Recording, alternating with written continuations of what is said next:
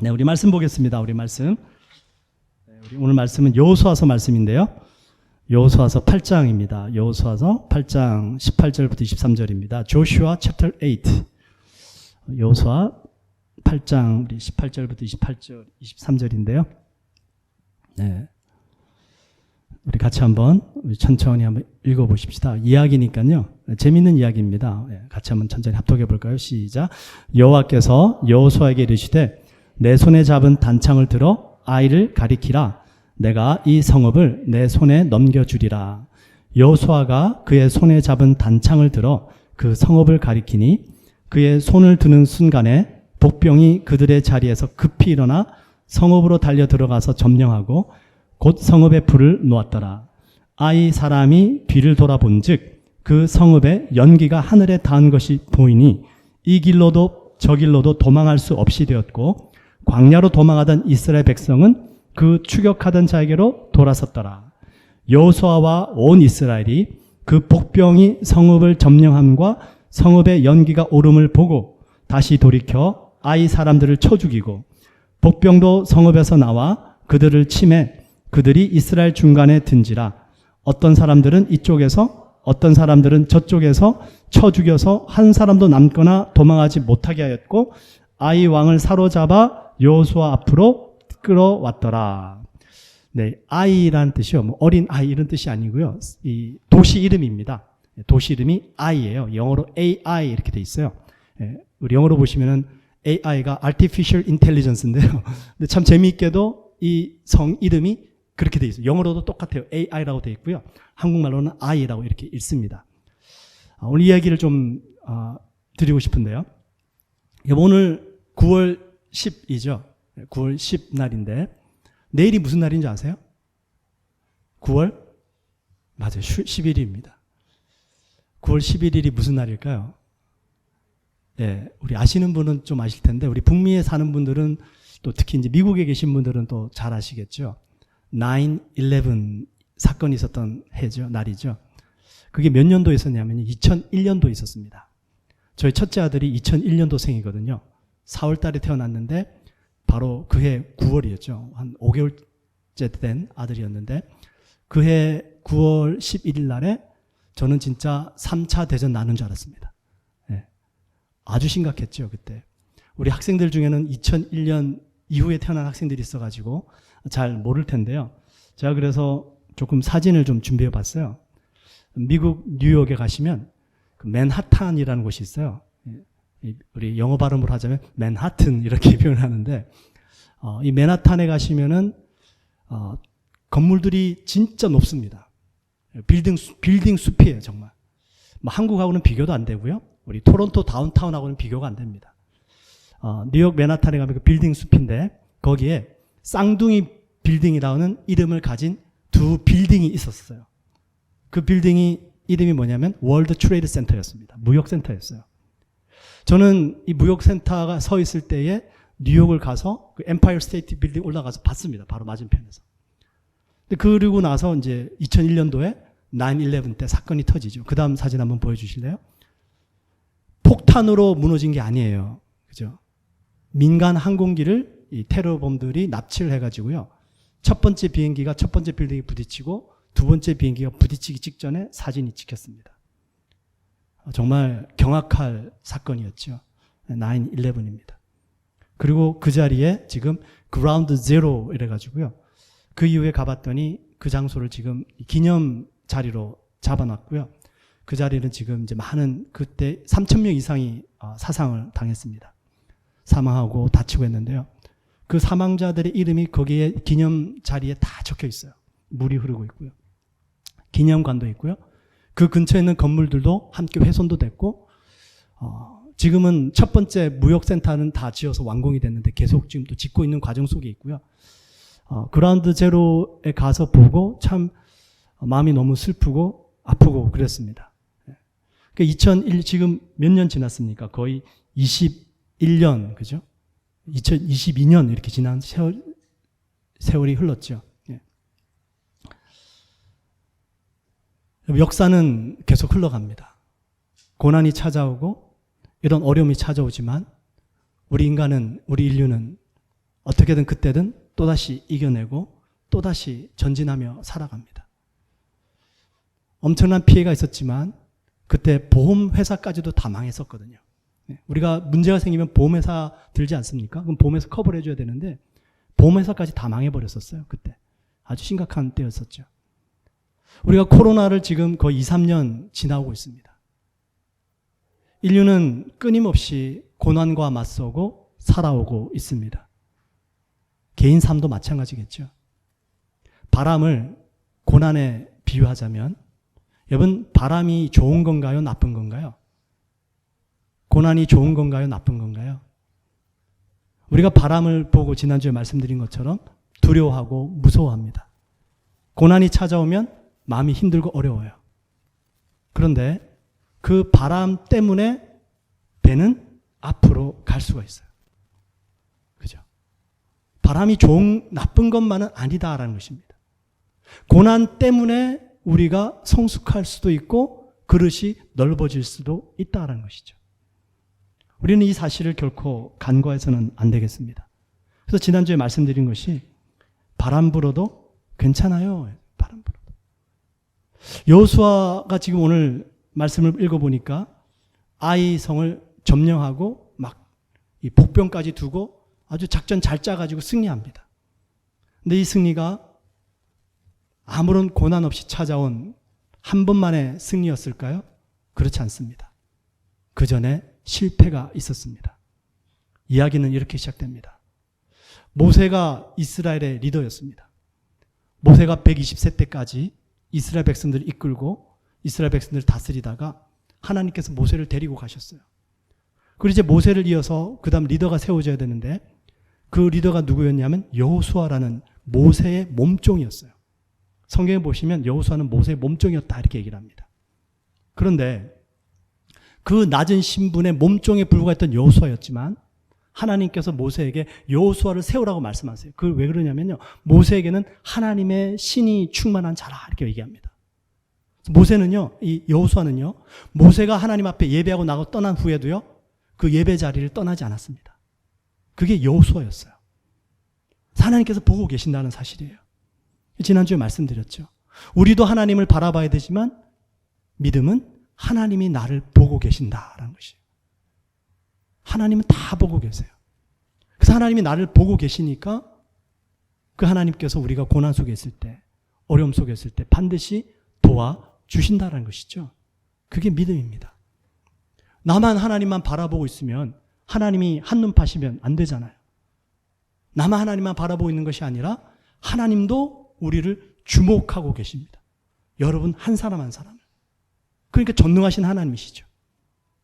하나님이 너무 바쁘셔서 내 기도 응답 못하시고 잊어버리지 않으셨을까?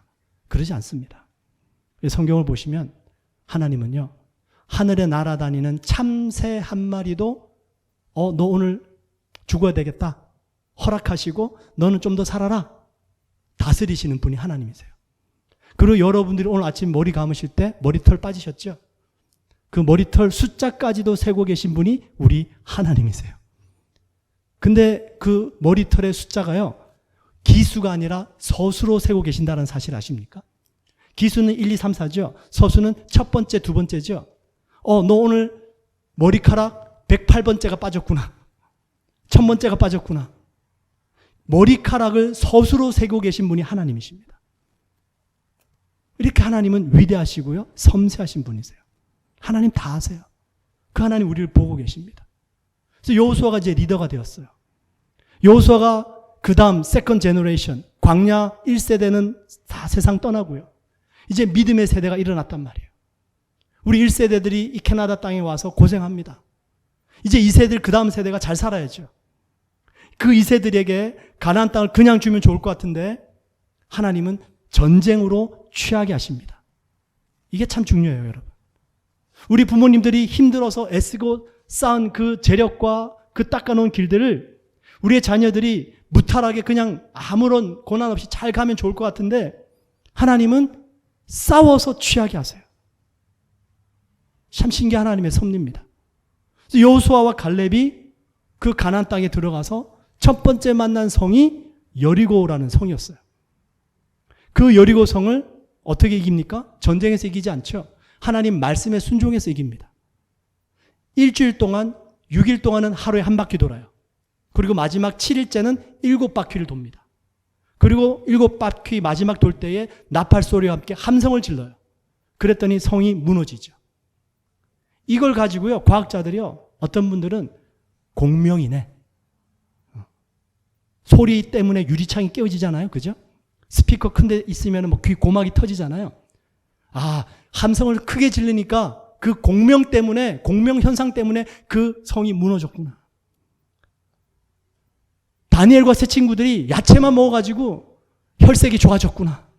역시 채식을 해야 돼. 여러분, 성경을 그렇게 읽기 시작하면 하나님의 능력을 인정하지 못하게 됩니다. 여리고 성은요, 이중이었습니다. 그리고 그 사이에도 엄청난 공간이 있었어요. 그 당시 때 가장 견고했던 성이 여리고 성입니다. 공명 현상이 아니에요.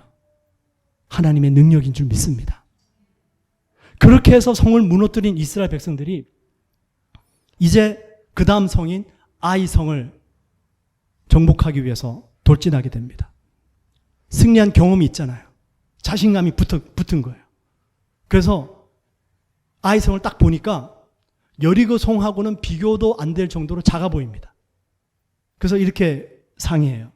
야, 저 아이 성, 여리고 성에 비해서 너무 작다. 우리 다 갈 것 없다. 다 가지 말고 몇 명만 가자. 한 2, 3천 명이면 충분히 이기겠다. 한 200만 명이었거든요. 200만 명에서 한 2, 3천 명만 가자. 여호수아는 가지도 않아요. 그래가지고 3천 명 딱 뽑아가지고 아이성에 진격해서 들어갑니다. 이겼을까요? 졌을까요? 예, 보기 좋게 패합니다. 그 3천 명이 돌진해서 들어갔다가 아이성 사람들과 싸웠는데 멋있게 패하고 그리고 후퇴하고 도망 나오는데 몇 명까지 죽냐면 36명이 죽임을 당해요. 엄청난 아픔을 겪게 됩니다. 자, 여호수아 7장 4절 5절 말씀 있죠? 네. 보시면은 백성 중 3천 명쯤 그리로 올라갔다가 아이 사람 앞에서 도망하니 이렇게 되어 있습니다. 여호수아가 너무 낙심이 되는 거예요. 하나님, 이 땅을 우리에게 주신다고 약속하지 않으셨습니까? 그러면 우리가 여리고 성을 이겼던 것처럼 이 두 번째 아이 성도 이길 수 있도록 도와주셔야죠. 왜 그러십니까, 하나님? 왜 패배하게 하십니까? 도대체 무슨 일입니까? 여호수아가 기도를 합니다. 하나님께서 여호수아에게 이렇게 말씀하세요. 여호수아 7장 1절입니다. 같이 한번 읽어볼까요? 시작. 이스라엘 자손들이 온전히 바친 물건으로 말미암아 범죄하였으니 이는 유다 지파 세라의 증손 삽디의 손자 갈미의 아들 아간이 온전히 바친 물건을 가졌습니다. 이 아간이라는 자가 여리고 성을 무너뜨린 다음에 거기에서 물건을 취해 가지고요, 자기 장막, 자기 텐트 밑바닥에 숨겨둡니다. 하나님께서 여리고 성에서 취한 모든 어떤 물건은 취하지 말라. 그건 하나님께 드려라. 하나님께 바치라 말씀하셨거든요. 취하지 말라 말씀하십니다. 근데 이 아간이 너무 욕심이 생긴 거예요. 뭘 받냐면 외투 한 벌 받았어요. 그리고 은 200세겔을 받았어요. 그리고 금 50세겔을 봅니다.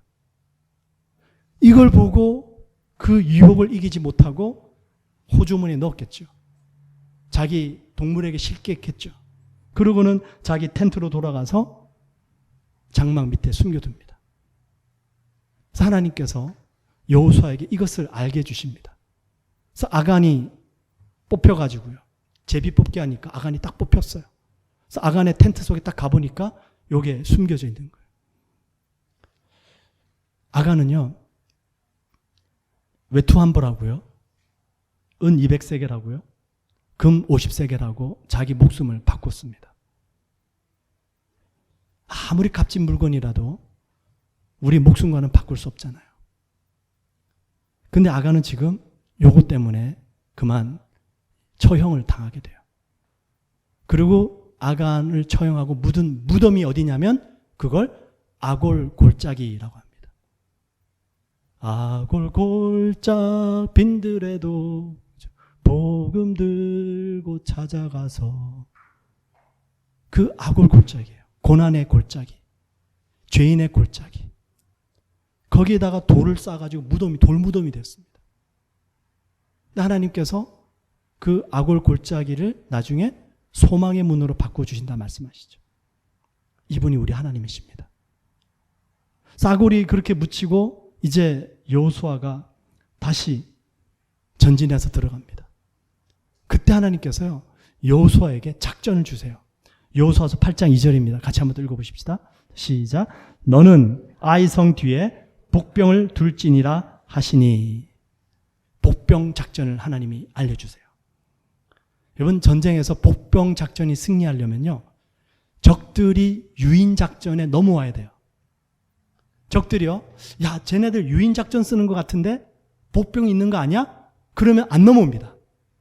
그죠? 복병 작전이 참 좋은데 유인 작전에 말려 들어와야 돼요. 저 삼국지 이야기 하나 해드릴까요? 삼국지에 나오는 유명한 인물 삼형제가 있었죠.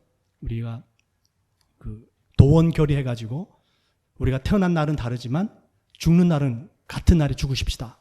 유비, 그리고 장비, 관우, 이 세 명이 도원결의해서 의형제를 맺지 않습니까? 이 유비가 왕족이었거든요. 그래서 관우와 장비가 유비를 잘 보살피면서 한번 천하를 통일해 보려고, 이 중국 역사를 새롭게 쓰려고, 나라를 일으켜 보려고 애를 썼습니다.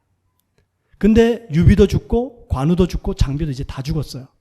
누구만 살아남아 있었냐면 그 유비 밑에서 지혜를 짜내던 지략가 제갈공명만 살아 있었을 때예요.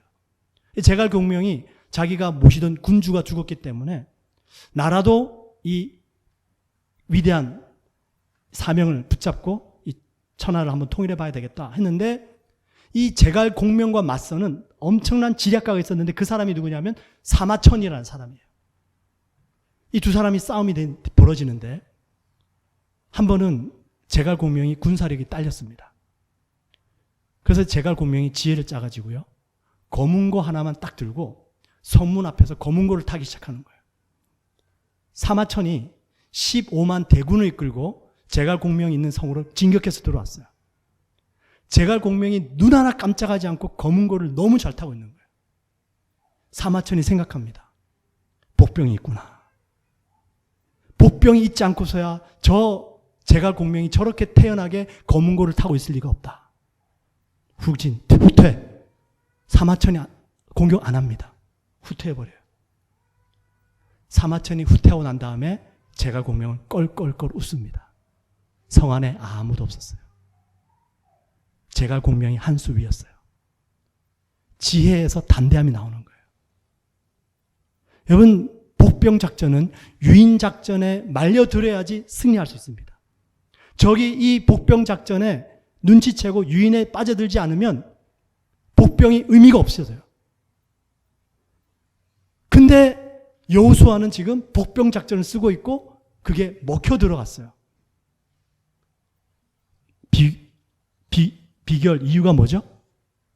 이유가 뭐죠? 아까 말씀 안 드렸나요? 우리 한번 다시 말씀 찾아볼까요? 여호수아서 7장 4절 한번 다시 한번 보세요. 예. 백성 중 3,000명쯤 그리로 올라갔다가 아이 사람 앞에서 도망하니, 첫 번째 전쟁이에요. 첫 번째 아간이 범죄한 사실을 모른 채 아이 성을 들어갔다가 아간의 죄 때문에 이스라엘 백성이 전쟁의 첫 번째 전쟁에서 졌어요. 근데 그 아이 사람들 앞에서 도망 나온 거예요. 그리고 아간을 처형하고 난 다음에 다시 하나님께서 복병 작전을 쓰게 하시고 여호수아가 그 말씀을 따라서 복병 작전을 썼는데 아이성 사람들이 거기에 넘어옵니다. 아이성 사람들이 무슨 생각을 했을까요? 아, 얘네들 또 지네? 우리 또 이길 수 있네? 쫓아간 거예요. 그리고 쫓아갔더니 이제는 처음과는 완전히 다른 상황의 전쟁이 되어버리죠. 여호수아가 복병을 숨겨뒀던 것입니다. 그리고 공격해오던 아이성을 처음에는 후퇴하고 지는 척 도망가다가 복병들이 양사방에서 몰아치니까 결국에는 아이성 사람들이 전부 전멸하게 되는 일들이 벌어집니다. 첫 번째 전쟁 실패 아닙니까? 아픔 아닙니까? 근데 하나님께서는요, 그 실패를 통해서 새로운 작전을 펼쳐가시다는 사실이에요. 우리는 삶 속에서 참 많은 아픔을 겪고 살아갑니다. 그래서요, 그 아픔 때문에 또 다른 새로운 일을 하기 전에 내가 과거에 겪었던 아픔을 생각하면서 주저주저해요. 제가 처음 미국 뉴욕을 갔었는데요. 그때 제 아내 친구의 결혼식이 있어서 갔었는데 그때가 1997년도였습니다. 같이 이렇게 차를 타고 다니면서 쇼핑을 하는데 그 지인분의 아내가 깜짝 놀라서 차로 들어오는 거예요. 저는 이제 차 안에 앉아 있었는데 너무 얼굴이 사색이 되어가지고 차 안으로 들어오는데 보니까 흑인들이 말을 건 거예요. 근데 제가 이렇게 나가려고 보니까 흑인들끼리 하는 영어를 들었는데 그때 뭐 영어를 잘 못했지만 그 들리는 말이 이 말이에요. 아, 얘네들 영어 모르나 봐. 길을 물어본 거였어요. 길을 물어본다고 물어봤는데 그 지인분의 아내는 흑인들이 말 거는 것 때문에 놀래가지고 차 안에 들어온 거예요. 아, 이게 우리가 세상을 살아가면서 내가 이렇게 아픔을 겪고 안 좋은 일을 겪으니까 이렇게까지 될 수 있는구나. 너무나도 깜짝 놀랐습니다. 그럴 수 있는데 과연 우리들이 이 아픔을 어떻게 이겨내고 이 실패를 어떻게 극복할 수 있는가라는 것이죠. 그래서 하나님께서 여호수아와 이스라엘 군대에게 그 실패한 그 모습 그대로를 가지고 두 번째 싸움에서 승리하게 하시더라는 거예요. 이분이 우리 하나님이십니다. 그래서 우리가 어떤 아픔이 있든지 어떤 상처가 있든지 쉽지 않아요. 극복하기가 쉽지 않고 어렵지 않지만 하나님 바라보고 하나님께서는 이 아픔을 통해서 이 실패를 통해서도 일하실 수 있는 분이십니다.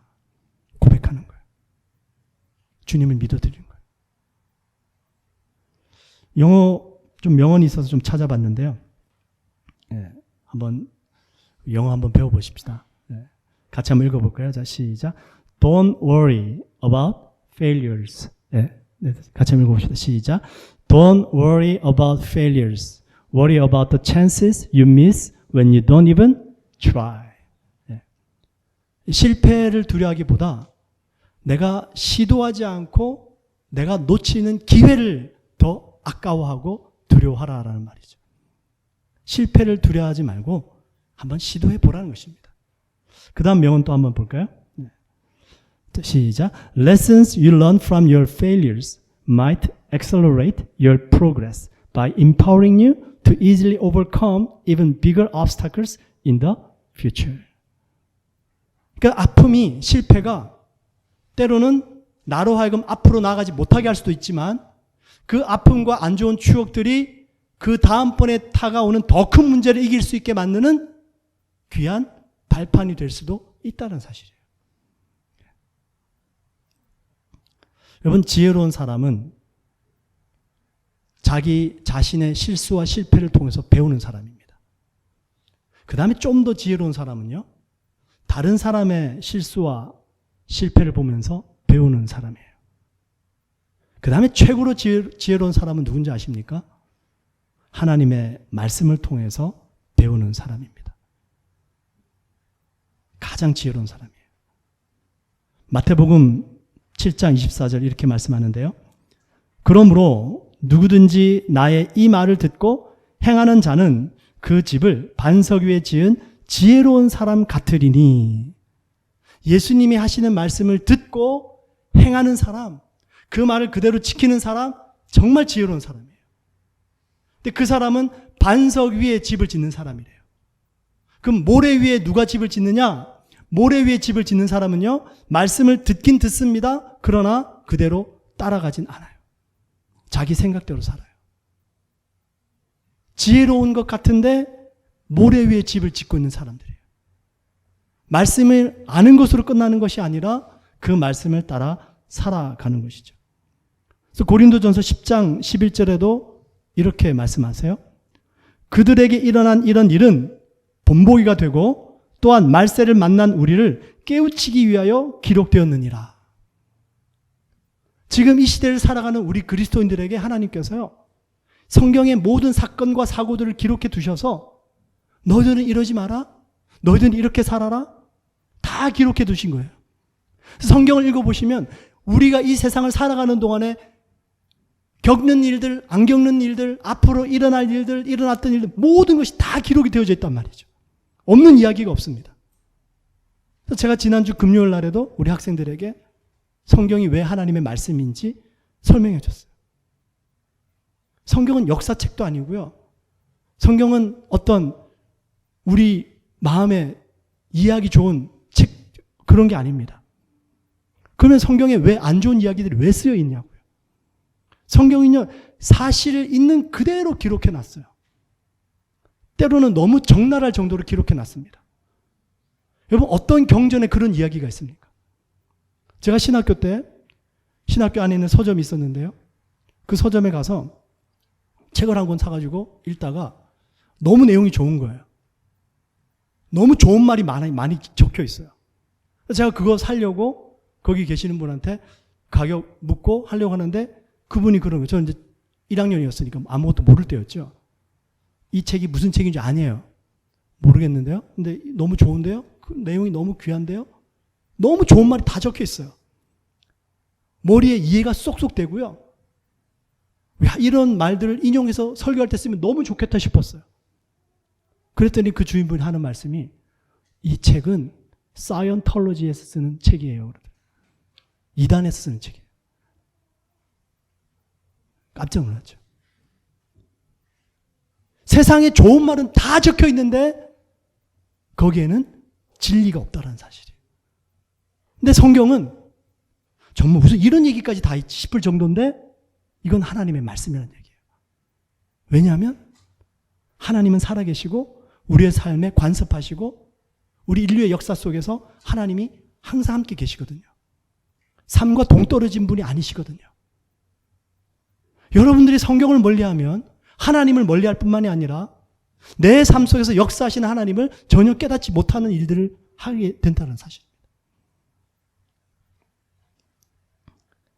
고린도전서 10장 11절에서 성경이 이런 모든 일들을 기록해 둔 것이 우리에게 본을 보여주고 말세를 만난 우리들을 깨우쳐주고 교훈을 주기 위해서이라고 말씀하는데요. 그 고린도전서 10장에 보시면 두 가지 교훈을 말씀하고 계세요. 첫 번째 교훈이 뭐냐면 우상숭배예요. 그 우상숭배 중에 하나가 쾌락주의입니다. 여러분, 요즘 이 시대 우리 전부 재미있는 거 찾고 다니지 않나요? 어떤 방송국은 슬로건이 이거더라고요. 즐거움에는 끝이 없다. 그죠? 끊임없이 추구하게 만들어요. 끊임없이 쾌락을 추구하게 만들어요. 뭐 더 재밌는 게 없나? 더 재밌는 게 없나?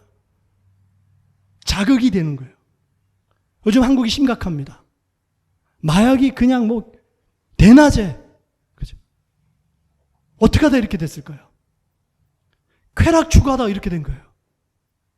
점점 잘 살게 되면서 그 잘 살게 된 거 가지고 뭘 추구하냐면 쾌락 추구한 거예요.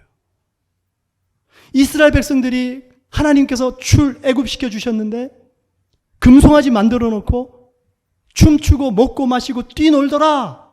뭐 한 거예요? 쾌락 추구한 거예요. 첫 번째 하나님께서 우리에게 경고하시는 것이요. 우상을 숭배하는 사람들, 우리는 지금 다른 신을 숭배하지는 않아요. 금송아지 만들어 놓고 숭배하지 않습니다. 그런데 우리도 모르는 사이에 나를 즐겁게 하기 위한 마음, 쾌락.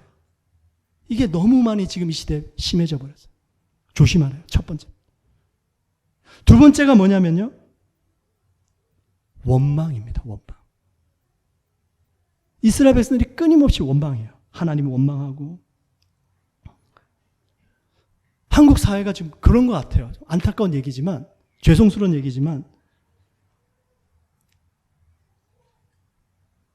바로 지난주인가 얼마 전에도 60대 고등학교 교사 한 분이 정년퇴직을 앞두고 목숨을 끊은 사건이 있었죠. 이유가 뭡니까? 그 체육교사였더라고요. 체육교사였었는데 체육 시간에 잠깐 자리를 비운 사이에 학생이 공에 맞았대요. 근데 공에 맞아서 얼마만큼 크게 다쳤는지 모르겠지만 학부모님이 이 선생님을 법적으로 고소를 해버린 거예요. 저는 이 모든 내막을 자세히 알 수 없습니다. 그래서 함부로 말할 수는 없어요. 근데 저에게도 이런 비슷한 사건이 있었거든요. 제 딸이 올해 그레이드 10학년인데 초등학교 8학년 때 있었던 사건이에요. 학교에서 전화가 왔어요. 머리 아프대요. 데려가래요. 그리고 전화로 하는 말이 Your daughter was standing in the wrong spot. 너 딸이 좀 잘못된 데 서 있다가 공에 맞았어. 이렇게 쉽게 얘기해요. 저는 무슨 일인가 싶어서 갔더니 애가 이제 머리가 아파가지고 물어봤죠. 보이들이 농구공을 가지고 놀다가 농구공에 머리를 맞은 거예요, 제 딸이. 그래서 저는 야, 너 왜 그렇게 그럼 농구하는데 농구 코트에 서 있었냐? 저는 그렇게 얘기했어요. 제 딸이 뭐라고 그러냐면 아빠, 점심시간 끝마치는 종이 울려서 모든 학생들이 교실로 들어가기 위해서 줄을 서 있었어요. 그런데 줄 서 있는데 남학생들이 공을 높이 일부러 던지고 있었어요. 저는 제 친구들하고 이야기하다가 그걸 못 봤어요. 그러다가 그 공이 올라가서 제 머리에 맞은 거예요. 그 선생님하고 완전 얘기가 다르죠.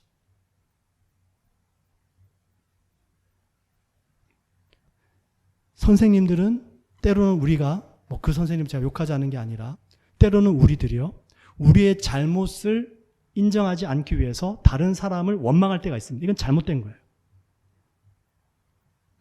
나의 실수를 정직하게 인정할 수 있어야 되겠죠. 근데 내 실수와 나의 잘못을 커버하기 위해서 어떤 또 다른 대상에게 잘못을 뒤집어 씌우거나 원망하는 것은 잘못된 겁니다. 한국에 있었던 그 사건의 모든 정황이 어떤지는 알 수 없습니다. 함부로 말할 수가 없어요. 근데 제가 느끼는 것은 무슨 조그만 일만 터지면 우리는 그 잘못한 사람을 원망하는데 너무 빠르더라는 사실이에요.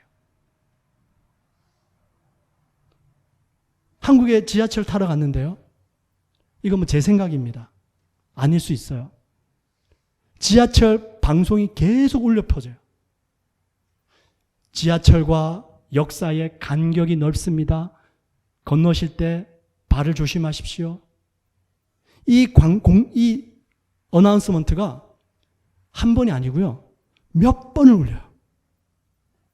계속 나와요. 아, 사람들에게 좀 주의를 주고 조심하려고 하나 보다. 뭐 그렇게까지 생각되다가 이런 생각까지 드는 거예요. 워낙 조그만 일만 생기면 왜 간격이 이렇게 넓은데 방송 안 하고 안 알려줍니까? 다른 사람 탓할까 봐. 혹시 그래서 그렇게 자주 방송하는 건 아닌가? 이런 생각까지 들어요. 여러분 토론토 가보세요. 뉴욕 가보세요. 지하철 타보셨나요? 여러분 한국 지하철은 스크린 도어까지 있죠? 없어요. 간격이요? 한국보다 더 넓어요. 내가 조심하고 내가 깨어있고 내가 주의를 살펴야 되는데 나의 책임은 뒷전이고 다른 사람 원망하는 거예요. 그거 조심하래요, 하나님께서. 예수님께서 우리에게 보여주신 삶이 이런 삶입니다. 베드로가 예수님 부인하고 도망갔습니다. 예수님께서 베드로에게 하신 말씀이에요. 누가복음 22장 32절이에요. 같이 한번 읽어보십시다. 자, 시작.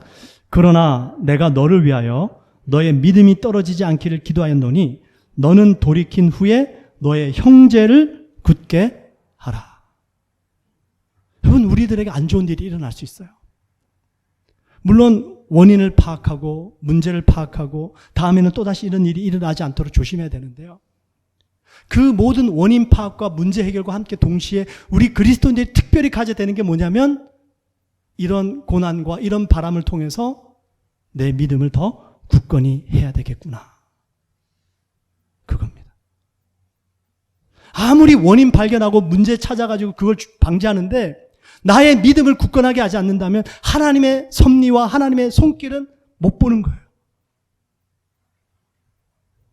하나님 이 사건을 통해서 이 문제를 통해서 똑같은 잘못이 반복되지 않게 도와주시고 이 문제를 통해서 우리의 믿음이 또 더욱더 굳건할 수 있도록 도와주세요. 우리 하나님은 능히 그렇게 하실 수 있는 분이십니다. 그래서 여호수아에게 전쟁에 졌잖아요. 36명이 죽음을 당했잖아요. 또다시 똑같은 방법으로 전쟁하게 하십니다. 그리고 그 전쟁에서 지는 척 하다가 도망왔는데 하나님께서 이번에는 놀랍게도 복병 작전을 주셔서 승리케 하세요. 그림 한번 보세요. 이게 하나님께서 주신 복병 작전이에요. 아이성이 있으면 하나님께서요, 그 아이성 뒤에 5만 명 복병 두고, 그리고 아이성 앞에서는 여호수아의 주 부대가 공격하게 하고요. 그리고 뒤쪽에는 5천 명 복병을 두게 하십니다. 그래서 여호수아가 주력 부대 가지고 아이성하고 공격하다가 싸우다가 일부러 지는 척하고 도망 나오니까 그 아이성 뒤에 숨어있던 5만 명의 부대가 아이성으로 들어가서 불을 지펴버려요. 그리고 뭘 모르고 뒤쫓아오던 이 아이성 군대들은 뒤로 돌아가자니 지금 불이 났죠. 앞으로 전진하자니 앞쪽에 또 복병들이 있죠. 완전히 진퇴양난에 빠져서 전쟁에서 결국에는 지게 됩니다. 이 작전의 승리 비결이 뭐냐면 그 앞에 있었던 실패 때문이다라는 사실이에요. 우리는 이것을 결코 놓쳐서는 안 됩니다. 그 실패가 없었다면 유인 작전은 성공하지 못했을 수도 있다라는 사실이죠. 그래서 호세아서는 얘기를 합니다. 하나님께서 우리를 치셨으나 우리를 다시 회복시키실 것이다. 그 하나님을 알자, 힘써 알자. 아골 골짜기를 소망의 문으로 바꾸어 주실 것이다. 그분이 우리 하나님이십니다. 여러분, 베드로가요, 지난주에 주님이시라면 나로 하여금 물 위로 걸어오게 하소서 이 말했죠. 그 믿음이 어디서 온 줄 아십니까? 그 사건 바로 전에 예수님께서 배를 타고 가시다가 주무시고 계셨어요. 그 안에 제자들이 있었습니다. 배가 가는데 물이 자꾸 배 안으로 들어오는 거예요. 풍랑 때문에. 제자들이 물을 계속 퍼냅니다. 뱃사람들 아닙니까? 물을 계속 퍼내도 물이 더 빨리 차오는 거예요. 그래가지고 참다가 안 돼가지고요. 예수님 어디 계시지? 주무시고 계신 거예요. 그래서 쫓아가서 예수님 우리가 지금 죽게 되었는데 돌아보지 않으십니까?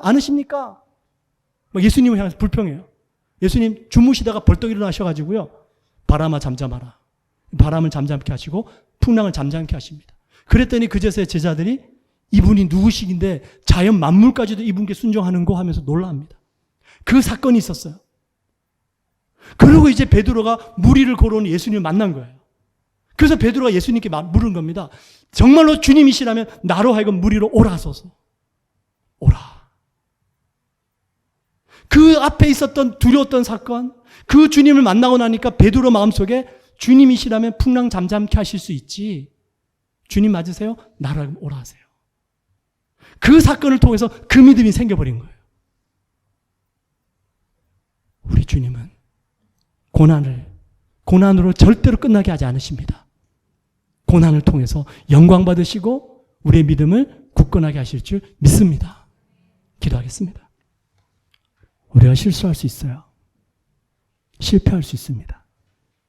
넘어질 수 있고요. 잘못할 수 있습니다. 우리가 이때 문제 해결뿐만이 아니라 우리의 믿음을 굳건하게 할 수 있도록 주님 바라봐야 됩니다. 믿음 주십니다. 결코 헛되게 보내지 않으십니다.